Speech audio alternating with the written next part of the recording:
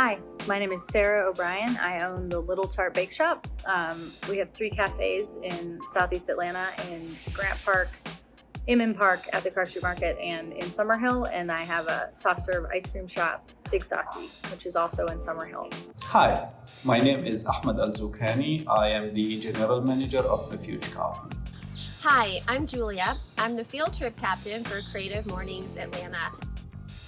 Hey, what's up, guys? My name is Terrence Lester, and I'm the founder and executive director of Love Beyond Walls. I'm also an alumni speaker for Creative Mornings ATL. Hi, my name is Aaron Fender, and I'm one of the co-founders of Portrait Coffee. Hey, my name is Andrew, and I am the co-producer for Creative Mornings Atlanta.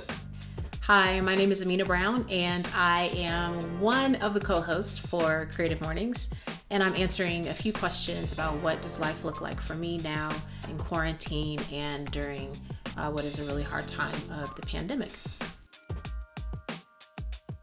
Some inspiration that I found is just diving into fiction. So right now I'm reading Ready Player One, and that's been an awesome, fun way to just turn off my mind a little bit and jump into an adventure.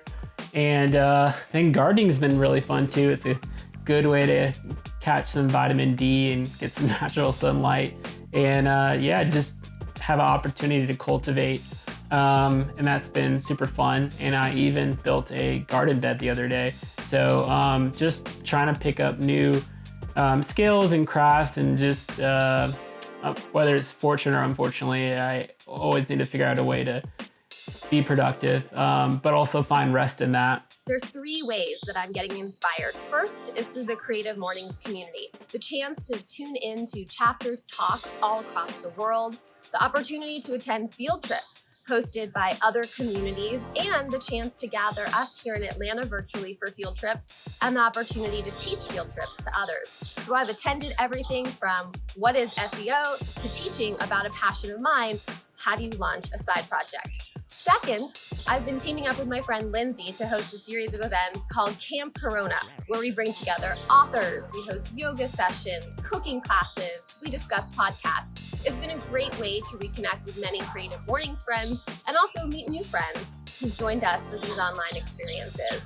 And third, I've been inspired by how our community is responding. Those who are sewing face masks, distilleries who are transforming into making hand sanitizer, and also people who are keeping small businesses thriving by ordering from them and also donating to local hospitals. One of the things that keeps me inspired are the stories that I get a chance to hear while out on the front lines doing essential work. I left a guy just a few moments ago who literally said that he hadn't eaten in a few days. There are literally people out in the world who are running out of food and don't have access to running water or soap. And so we're ensuring that happens. Another thing that keeps me inspired are the numerous stories of individuals who continue to show up each and every day to ensure that so many people are cared for and are safe. I feel like every day in a strange way is kind of different and kind of the same. It really depends on what's going on in my schedule. I still do have some client work to do, so I still will have different meetings to have and projects to work on. So some mornings I have a meeting at a certain time, and that kind of becomes the beginning of the day. I try to get up and I try to always make sure I'm having breakfast or having tea. Really a lot of what I'm eating and drinking is thinking about things that can be also comforting to me during this time, and making sure that I'm taking care of myself, taking care of my body during this time. So I'll do that in the morning, and then I take my vitamins and do all that stuff. I've been trying to get back to my morning pages. Any of you that are familiar with Julia Cameron's The Artist Way, it's actually been a really nice creative practice to get up in the morning, and the first thing is I just get to kind of dump all my words out on the page. I think it also is really helpful for anxiety and any emotions that are left unprocessed. And then some days I have a day full of meetings and different things to work on, and other days I can kind of work on some other stuff that I haven't had a chance to work on but really want to. I've also been cleaning. I've been enjoying cleaning the house. That's a part of my quarantine schedule. And I love to cook, so there's been a lot of cooking going on in our house. And I kind of feel like we get to a certain point where it's like our own, pandemic version of the TV show Chopped, where you're just taking all these random things that you have in the fridge and the cabinet and just hoping you make something good. So then some mornings I take a slow morning, and if I don't have any early meetings, I give myself that slow morning to ease into the day when I can. And some days I stop working earlier than I planned to. So I kind of let myself have a little bit of a flexible schedule when I can, to do whatever can help me to be at ease and be at peace during a time that it can be really hard to be at peace too. Average day for me, I get up, I ensure that my family is safe and healthy. I then check in to become a part-time homeschool teacher, helping my kids with their work, and then I'm out of the door. I'm literally a part of a movement where we are installing portable hand washing stations for people experiencing homelessness around the city of Atlanta, but also shipping these same types of sinks to other cities. Typical quarantine day for me right now starts at between 4 and 6, depending what time my daughter decides to wake up. And it's a lot of trying to create a sense of normalcy and routine for my children when I'm home, but then also trying to run the business and apply for loans and negotiate with landlords and just figure out what we're going to do in these kind of short bursts of time. My husband, who's helping with the childcare a lot since we are open at the bakery a few days a week, because we really our mission statement is to take care of our team and our community, and we feel by baking a few days a week and doing these really socially distanced, safe pickups that we can offer people a little sense of, a bright spot in the midst of all this, with some delicious food and we're selling eggs and pasta and tomatoes and flour at a minimal markup to just try to help people out so they don't have to go to the grocery store. So a typical day for me is a lot of just that juggling of work and home life and checking in with my team, with my employees who aren't working, and with other business owners and banks and landlords. And it goes really, really fast. It goes fast and sometimes doesn't feel like I've accomplished anything. Typical quarantine day has been interesting. I've turned into a UPS driver. So I wake up in the morning and make a cup of coffee and drive around town and deliver coffee. So some of you might have enjoyed that.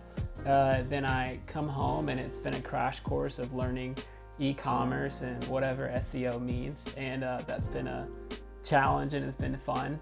And then there might be a midday game of catch with my dog Kref, and maybe lunch with my lovely wife, and then baking and cooking, and maybe a 3-4 o'clock beer mixed into a day, and then that day probably ends with streaming some Netflix or Amazon Prime or whatever.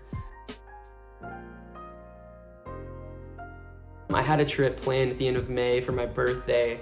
I was gonna go to New York, and I haven't been in 20 years maybe. I was just a little kid when I went.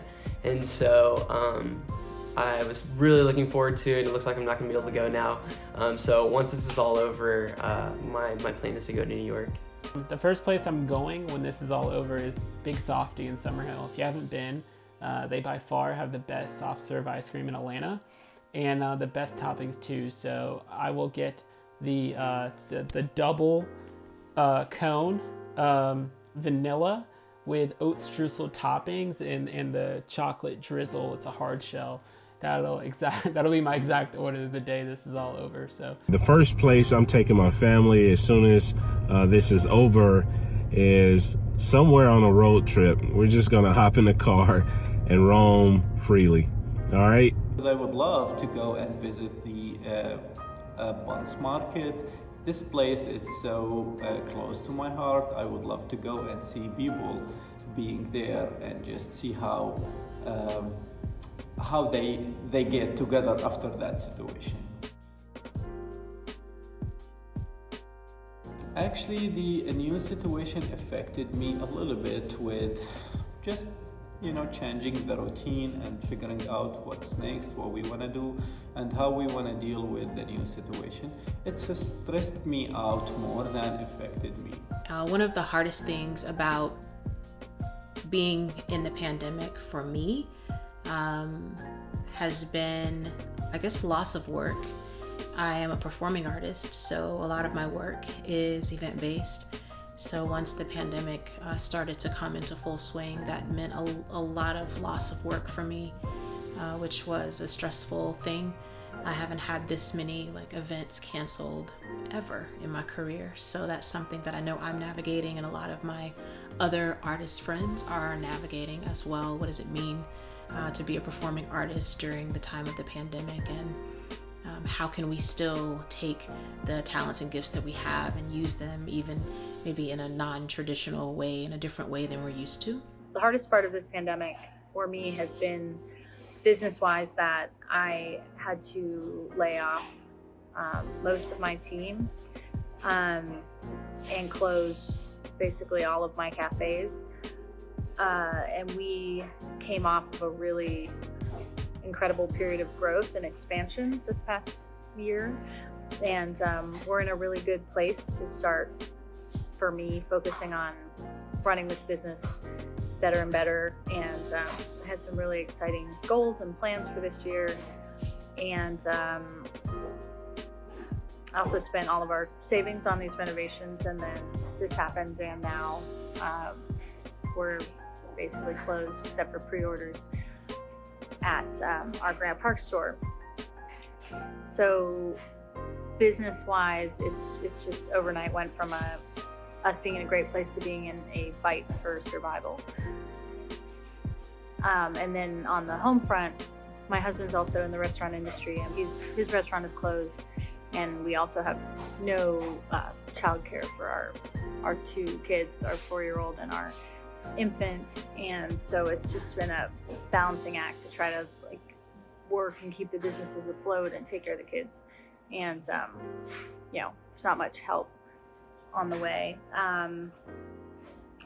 Should have also said I am affiliated with Creative Mornings, in that I have been baking for Creative Mornings since I opened here on Memorial Drive about 8.5 years ago. I've been baking for the Friday morning events.